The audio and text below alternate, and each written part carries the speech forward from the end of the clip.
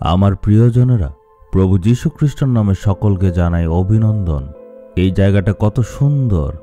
এইটা কি একটা ঘরের মতো জলের উপর ভাসছে? এটা হচ্ছে ফ্লোটিং রুম। এই রিসোর্টে এমন অনেক রুম রয়েছে, এইগুলিকে জলের উপর ওরা খুব সুন্দরভাবে বানিয়েছে। কত আশ্চর্য! এই জায়গাটা হচ্ছে পুভার, আর এই জায়গাটা হচ্ছে তামিলনাড়ু আর কেরালার ঠিক সীমানার উপর স্থিত। আপনি কখনো যদি এখানে আসেন, মারথান্ডাম পার করলেই ওখান থেকে এই জায়গা খুবই কাছে। এইখান থেকে যদি আপনারা ওই দিকে তাকান, দেখবেন আরব সাগর। এইটা হচ্ছে ব্যাকওয়াটার্স, আর এই দুটোর মাঝখানে আপনারা বালু মানে বিচ দেখবেন। খুব সুন্দরভাবে এটাকে বানানো হয়েছে। এই জন্য এটাকে দেখার জন্য অনেক পর্যটকরা আসে। অনেক লোকেরা এখানে তাদের পরিবারকে নিয়ে আসে থাকার জন্য। আজকের দিনে ঈশ্বরের বাক্য আপনার জন্য কি? আমরা দেখব মথি 7 অধ্যায়ের 7 পদে, মানে মথি 7-এর 7। অনেকে বলে মথি 7:7 মানে চাও আর চাও, কারণ বাক্য বলছে চাও তোমাদের দেওয়া হবে, কারণ যে চায় সে গ্রহণ করে। আপনার জীবনে নিশ্চয় কিছুর তো অভাব আছে, কোনো বিপদ আছে, অসুস্থতা আছে, দেনা আছে। আজকে নিশ্চয় আপনার জীবনে কিছু প্রয়োজন আছে। ঈশ্বর আপনাকে বলছেন তুমি চাও, আমার ছেলে, আমার মেয়ে। আমরা ভাবি যারা ঈশ্বরের সেবা কাজ করছে তাদের কাছে গিয়ে বললেই যথেষ্ট, কিন্তু ঈশ্বর কি চান জানেন? হে আমার ছেলে, তুমি মুখ খুলে চাও। হে আমার মেয়ে, তুমি মুখ খুলে চাও। একবার আমাদের একটা প্রার্থনা সভাতে একজন ভাই সাক্ষ্য দিয়েছিল, শুনে আমি খুবই আনন্দিত হয়েছিলাম। সেই ভাইয়ের একটা শারীরিক সমস্যা ছিল। এটা ছিল সে তার ডান হাতটা কখনো উঠাতে পারত না, পুরো হাতটা যেমন বন্ধ হয়ে থাকত। অনেক ডাক্তার দেখিয়েছে, অনেক ওষুধ খেয়েছে, কিন্তু কোনো লাভ হয়নি। বাঁ হাত দিয়ে সব করত। কেউ একজন তাকে বলল তুমি নালুমাউড়ি যাও, ওখানে প্রভুর দাস মোহনসি লাজারাস প্রার্থনা করে, তুমি সুস্থ হতে পারবে। তাই সে এই জায়গাতে চলে আসলো।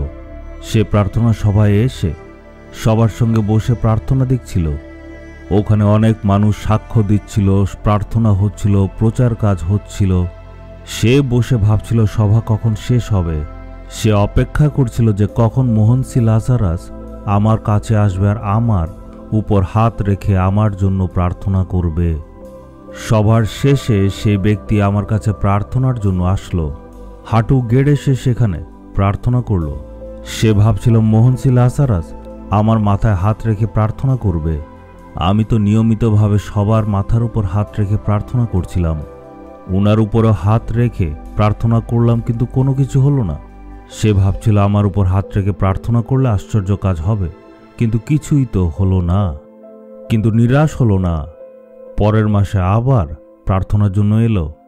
এইবারও সে মনে মনে ভাবছিল যে মোহনসি লাজারাস আমার মাথার উপর হাত রাখবে আর আমি সুস্থ হয়ে যাব। সববারের মতো সবার শেষে আমি সবার জন্য প্রার্থনা করছিলাম। সেই ভাইও এখানে এসেছিল।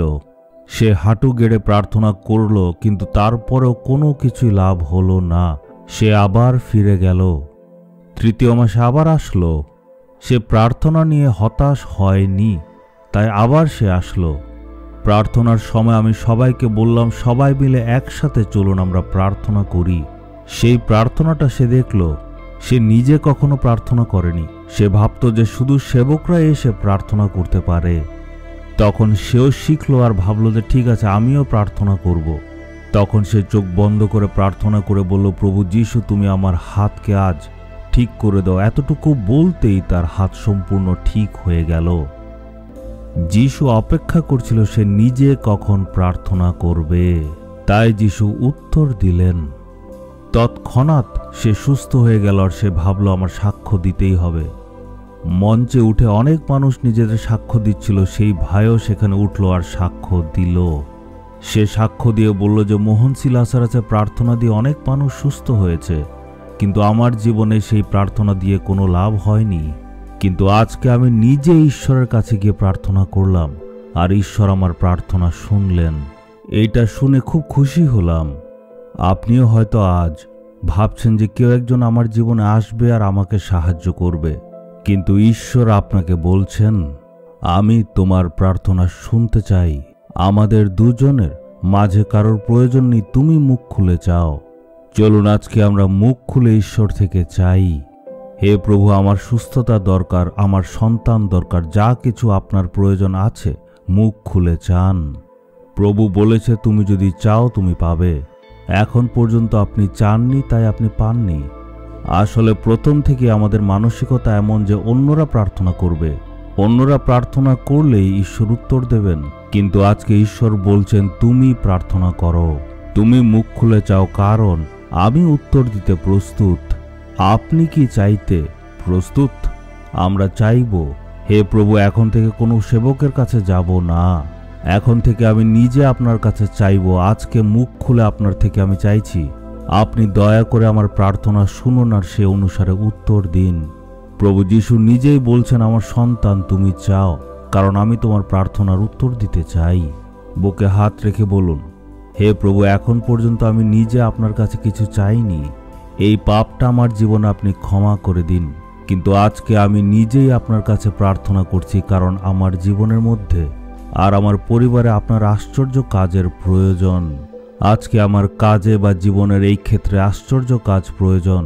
আমার জীবনে আপনি সুস্থতা দান করুন, আমার জীবনে আশ্চর্য কাজ দরকার। প্রার্থনা যিশুর নামে আমি চাইলাম, আমেন, আমেন।